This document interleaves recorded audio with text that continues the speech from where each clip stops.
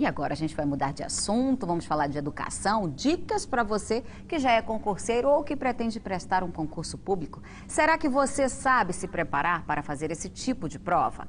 Sabe administrar seu tempo para os estudos? Sobre esses e outros assuntos a gente recebe aqui no estúdio o educador Aroni Bentes. Boa tarde. Boa tarde, um prazer muito grande estar aqui com vocês. Um excelente feriado, né? Um feriado, mas aqui para dar dicas, né? Pois é, para ajudar a comunidade, eu acho que é muito importante esse trabalho.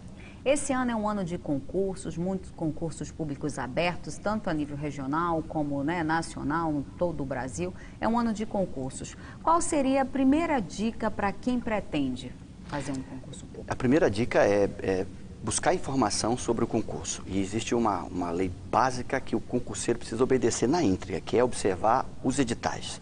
Ele observa primeiro os editais e, baseado nos editais, ele vai buscar o seu preparo.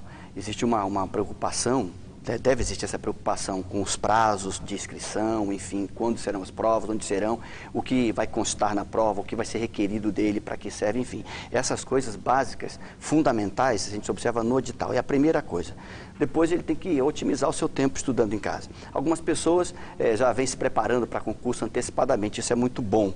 E a dica que a gente dá é que haja essa otimização do tempo. E só há isso quando há uma preocupação muito intensa com o preparo. Quando realmente, como nós falamos, o camarada prioriza a sua formação, prioriza o seu preparo para encarar esse exame. E como é que eu me organizo para estudar? Porque às vezes a gente até uma leitura simples, a gente já se cansa, já se distrai. Como é que eu me preparo? Pois é, tendo isso em mente, priorizando o seu preparo, 4 horas pela manhã, 4 horas à tarde e um pouquinho à noite. Não mais do que isso, porque senão há saturação e você acaba se cansando.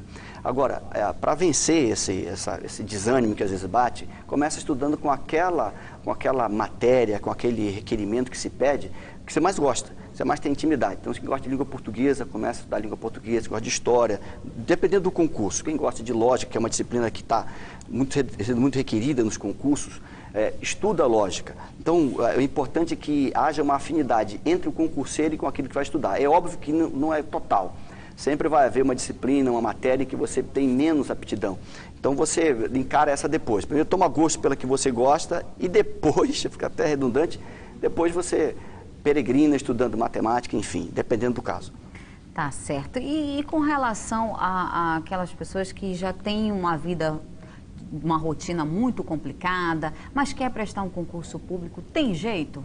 Ah, sim. Para Há estudar? condições. Vou repetir, havendo priorização, tenho absoluta certeza. Mesmo uma rotina muito intensa, você pode estudar pessoas que têm uma terceira jornada estudando, entendendo que esse período é um período passageiro. Você não vai ter a vida toda com 3 etapas de trabalho ou de estudo. Você vai ter no futuro, depois de conseguir a sua aprovação, que é o que todo mundo quer, que é a estabilidade, quer ter um emprego estável.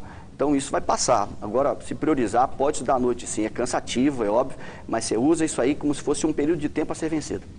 Professor, o senhor como educador, qual é a dica que o senhor dá para os adolescentes que estão concluindo, o ensino médio e que sonham já também em prestar um concurso público, além de ingressar, no caso, numa faculdade?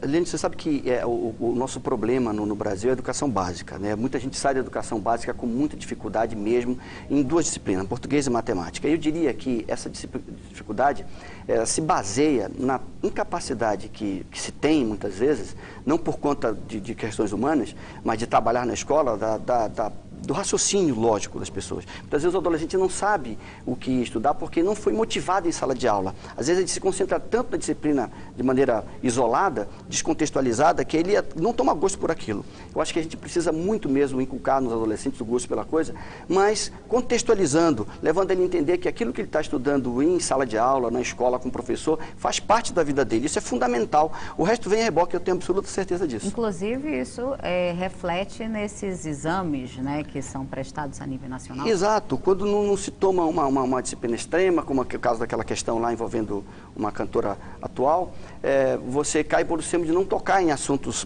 importantes contextualizados. Eu acho que o aluno tem que entender, sim, o que é filosofia, as bases da língua, da linguagem, ele tem que compreender a história, ele tem que compreender tudo isso. Mas ele tem que ser levado a entender a contextualidade. Aliás, isso consta também nos exames que requerem, que dão acesso a empregos bons, os concursos públicos, né? A questão do raciocínio lógico, da observação com a realidade, da contextualização daquele candidato com as realidades que lhe pertencem. Na verdade, não pode só querer, né, prestar um concurso, decorar e tudo mais, porque isso reflete também no seu dia a dia, né? Se você não consegue escrever direito, nem ler direito, isso reflete também na interpretação das questões, né? E é uma tendência, muitas instituições que organizam os concursos públicos hoje estão levando em consideração isso, né? A capacidade do concurseiro, do candidato em observar a sua realidade.